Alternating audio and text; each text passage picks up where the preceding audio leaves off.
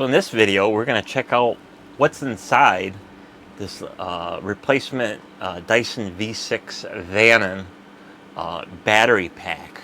Because I want to see what kind of cells are inside to see if they're good ones or real cheap China fried ones and stuff like that. So I've already been in this one, so I could figure out how to get the damn thing opened. And these are going to be a challenge to open. So these little guys, they got one little screw. I don't know if it's on the original Dysons or not, but there's one screw you got to take out. And then the rest of the thing is all clipped together. So there's clips on each side of the top. There's going to be clips on each side. And then there's two clips on the bottom. So being that this is a very challenging battery pack to open, you're going to leave marks, marrings, and of course if you slip, you're going to scratch the plastic and stuff like that. So it's not going to be perfect and pretty when you put it back together, if you do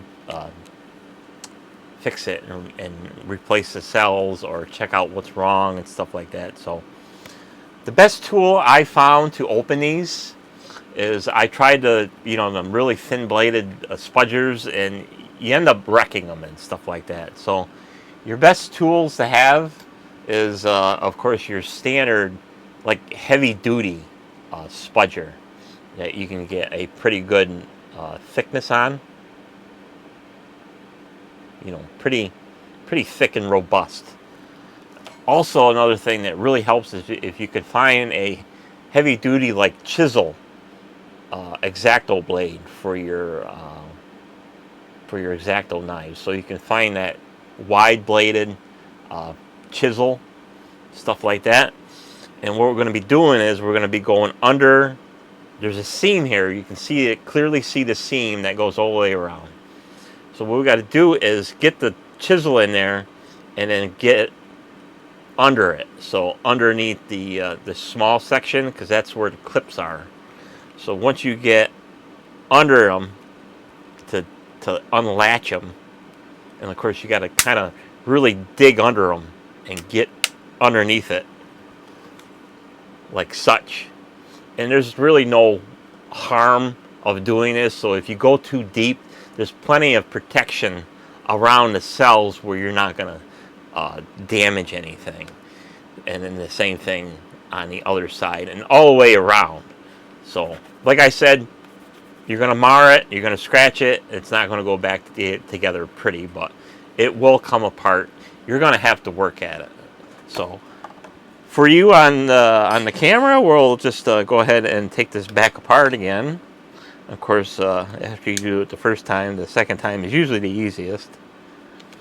So all you got to do is just get the plastic loosened a little bit. And of course, the key part is once you do the bottom parts. Once you get them unlatched, it gets easier. Like such. You can see the gap. And of course, if you got them like plastic razor blades, you can stick them underneath to keep it unlatched. So for me, I'll just stick another spudger in there to keep them clips unlatched until you go to your next set of latches. Then usually you can start prying this apart. And of course, like I said, it's going to take a lot of time. You might need several different spudgers and stuff like that to get under it. Of course, if you're using a chisel blade like this, you want to kind of be mindful of where your fingers are, that you don't stab them. So now we get the gap starting to open up a little bit.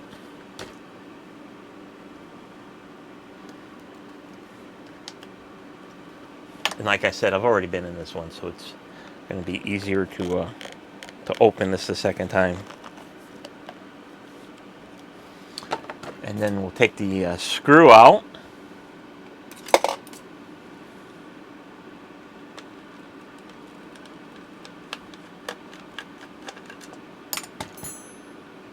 And then it'll just slide right out. So if you have a original Dyson battery, your wires are all gonna probably be most likely be soldered on. So this particular aftermarket, it's got a plug, so we can unplug it, and that's just for your little switch here. So when you push the switch, you can get your status and stuff like that. And then the rest of it will just slide right out, just like that. So this is a 6-cell, so it's got 6 individual batteries. They're all wired in series for your voltage here. So these are, of course, Vanons. Who really knows what they really are? And these are the 3.6 volt lithium-ion batteries. I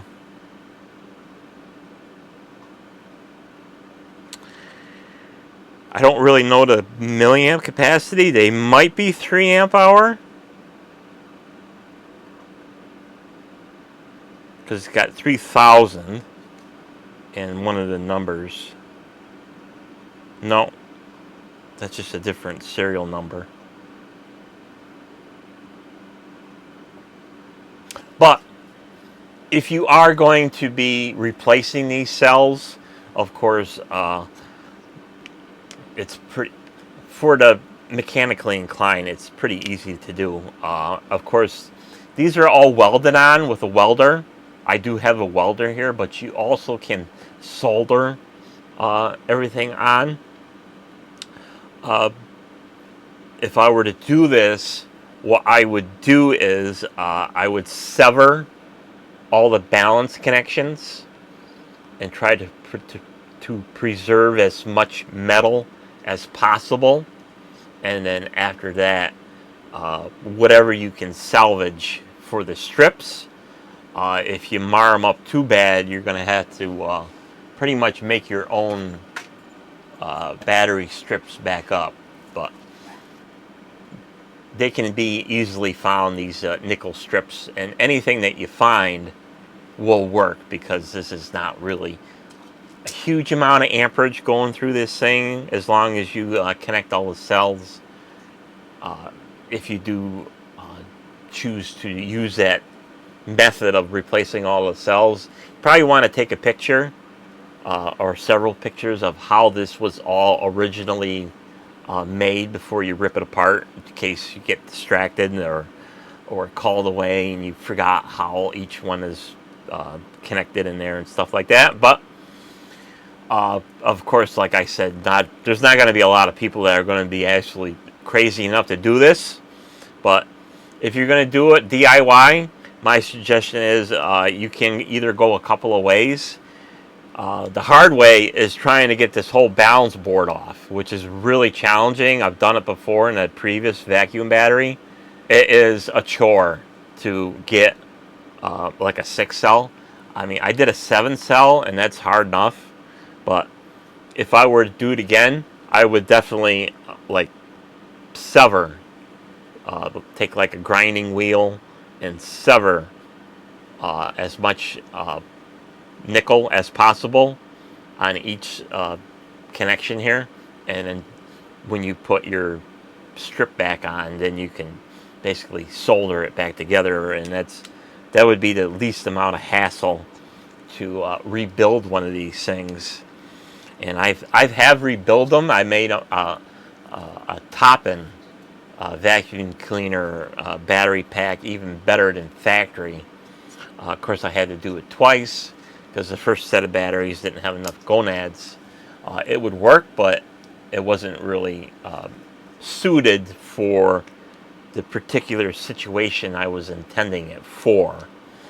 So luckily that these little plastic plates here, they come off pretty easily. They just push to fit. So you just got to get the little buttons off, and they just pop right off. And then once you sever the balance nickel strips, each set of cells will come right out. Of course, you have to do both sides. So we'll go on to the battery recommendations there. There's if you go on eBay and Amazon, it's a real most likely you're going to get junk batteries.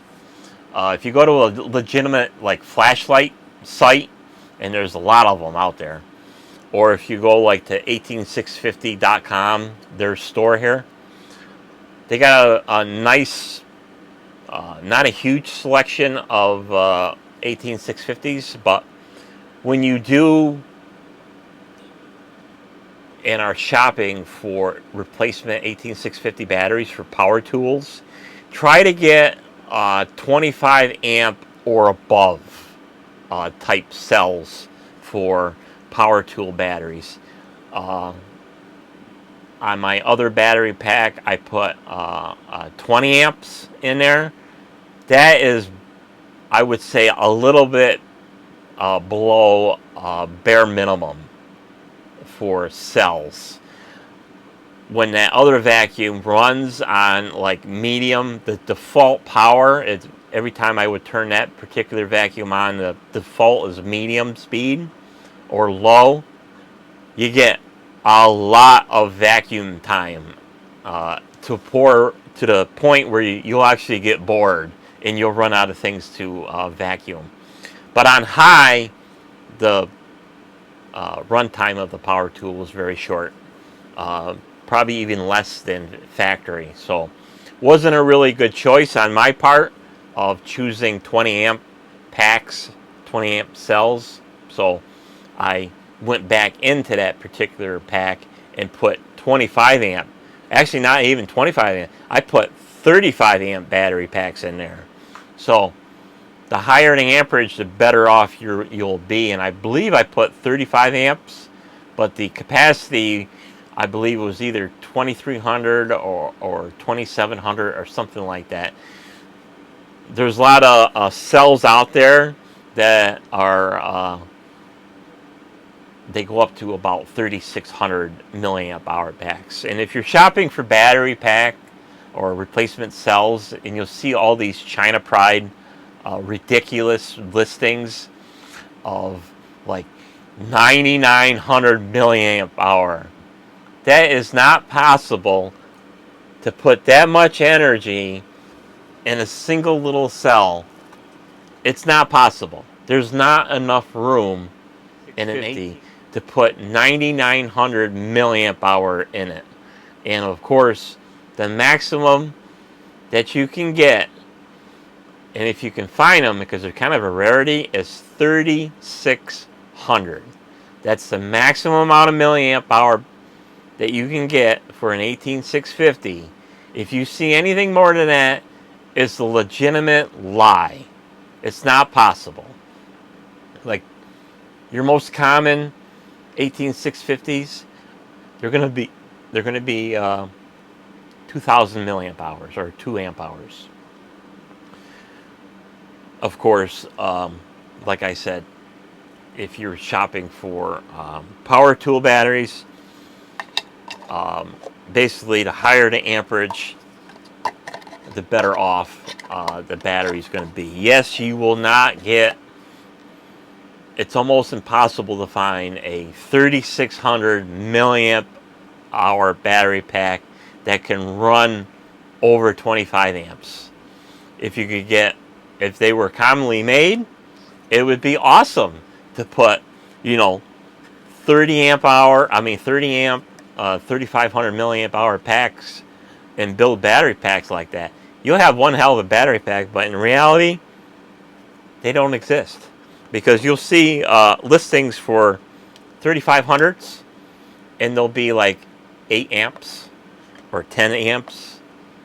They just can't get enough capacity and the workload out of a cell. That's just the reality of it for battery shopping. So basically, if you are shopping for them, get the highest amperage, and of course, the highest capacity cells that you can get, and that's basically all you can really do. Because like I said on my other pack there, I went, well, it's like, yeah, because eFest does have 3600s or 3500s, but they're only 20 amps. So That's not really good enough for a heavy duty power tool, like a vacuum that's got a brushless motor and stuff like that on it. It just doesn't have enough capacity or the capability of producing the amps to sustain a battery pack. So,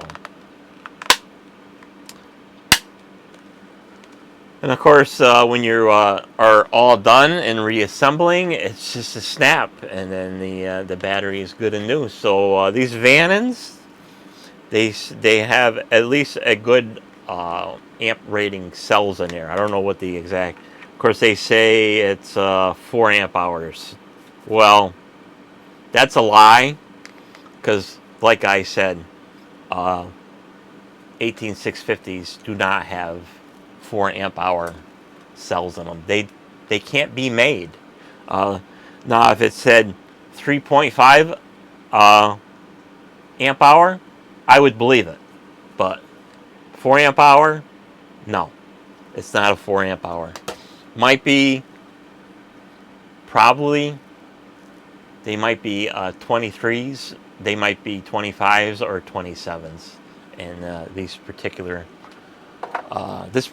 Vanon battery pack, because it's probably rewrapped cells, because it's a common practice to rewrap 18650s to say, yeah, they're 4 amp hour, they're 5 amp hour, they're 6 amp hour, they're 9 amp hour, or they're 9.9 amp hour. In reality, could even be 2 amp hour. Who really knows? But if you get a good, legitimate, quality cell, don't even know if these are 35 amp battery pack cells. Probably a lie. You know, they're probably just 25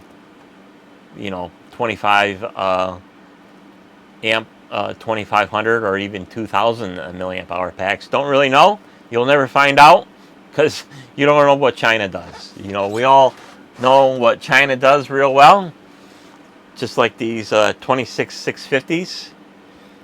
Probably seen these on eBay and Amazon. They're like an ungodly milliamp hour pack. These are supposedly 5 amp hours. Nope, they're not 5 amp hours. They're a pathetic little 18650 that's been pulled from probably old laptops or old tool batteries, and they say we'll just stick an 18650 and a 2650 650 battery cell holder, and there we'll make a lot of money and screw the public.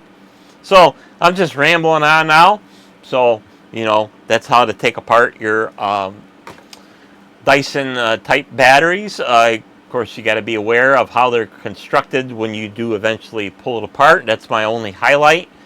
These particular cells packs has a little plug that you can unplug, but I do believe that the genuine Dysons are soldered to the board, so you'll have to be careful when you split it apart. You might have to desolder the wires. If you do, just take a picture or make note of where the wires went, and then of course it's up to you how you replace the cells. Of course, there's not a lot of room in the battery pack, so you're not going to be able to put a big honking blob of solder and then be able to get it all back together in a nice, neat, little tight package. So most likely, of course, battery welding tools are dirt cheap now. You can get them pretty inexpensive. I do have one here. I actually have 2 of them here. I got one. My first one is kind of like a low power battery welder. It's perfect for going from strip to strip. If you're going from strip battery cells to like a balance type scenario, perfect for that. But if you want gonads to go from heavy nickel strip to flat top, flat bottom cells, you're going to have something a little bit more heavy duty, like something like this. I got this from eBay, from Alice, 1983, blah, blah, blah. You know what I mean. if you've done any shopping on eBay and done China shopping. So this is a basically all you're doing is shorting a battery, and you got a little timer to control the shorting of the battery pack, so you can do battery welding. Not much money, very simple. You can even build them yourself, because all you need is a heavy duty relay, some heavy wires, and sometimes if you really want to do it for dirt cheap, you can use some kind of trigger button or a foot button, just to, because you'll know it when you light them up, because if you use too much current, you'll actually burn a hole, and it won't weld and stuff like that. So I'm just rambling on now, so we'll end the video here. Thanks for watching, and we'll see you on the next video. Bye bye.